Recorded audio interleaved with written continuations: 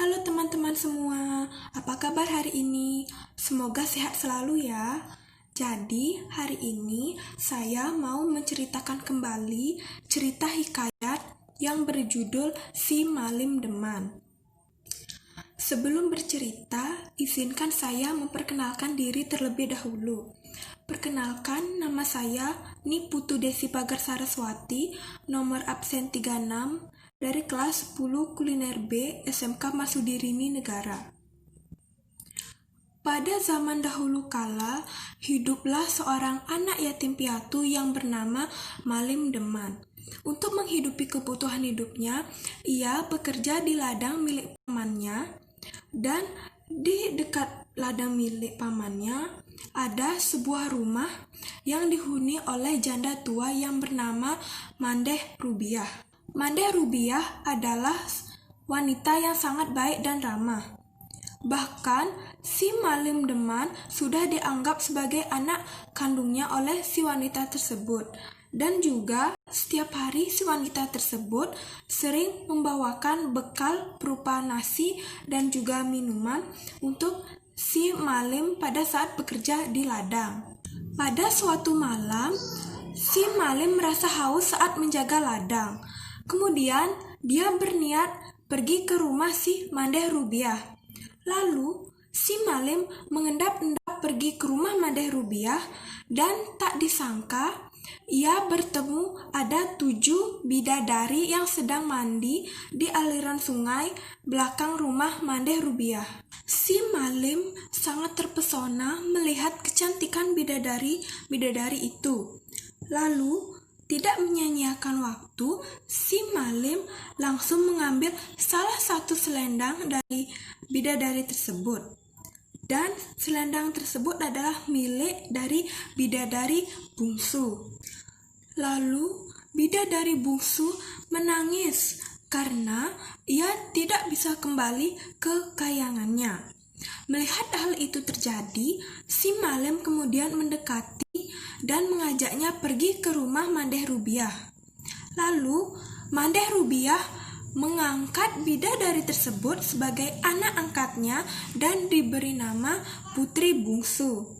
Sejak saat itu, si Malim Deman sering mengunjungi rumah Mandeh Rubiah.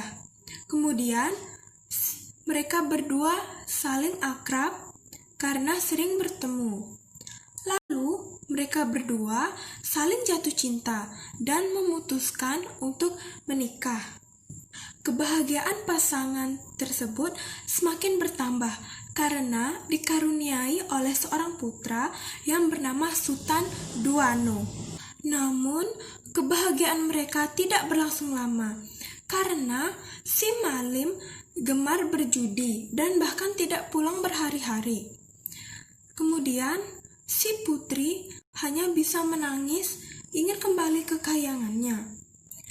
Hingga pada suatu hari, saat si putri bungsu sedang membersihkan rumah, ia menemukan selendang. Selendang itu mirip sekali dengan selendang miliknya. Kemudian, si putri terkejut. Kenapa selendang miliknya ada di kamar si Malim? Lalu, si putri bungsu memanggil Mandeh Rubiah. Ia minta tolong kepada Mandeh Rubiah supaya suaminya, yaitu si Malim, dipanggil dan disuruh pulang ke rumahnya. Apabila si Malim tidak kunjung datang, maka ia memutuskan untuk kembali ke kayangannya. Setelah beberapa jam ditunggu oleh si putri tersebut, si Malim tidak kunjung datang, dan akhirnya si putri bungsu mengajak putranya kembali ke kahyangannya. Dan setelah itu, si Malim datang ke rumahnya dan terkejut dan juga menyesal karena si putri telah kembali ke kahyangannya. Jadi, itulah sinopsis dari cerita Si Malim Deman. Pesan moral yang ada di cerita tersebut adalah jangan jadikan kebohongan sebagai pondasi dalam hubungan yang akan kita jalani. Karena Baik apapun kamu menyimpan kebohongan, suatu hari nanti pasti akan terbongkar. Jika hal itu tidak ingin terjadi, maka sebaiknya kamu bersikap jujur, supaya tidak terjadi hal seperti Malim Deman. Jadi, ingat, jika benar-benar cinta, pasti pasanganmu akan menerima kamu apa adanya. Sekian cerita hari ini. Semoga teman-teman bisa memahami apa yang saya sampaikan. Apabila ada kesalahan kata, mohon dimaafkan. Sekian, terima kasih.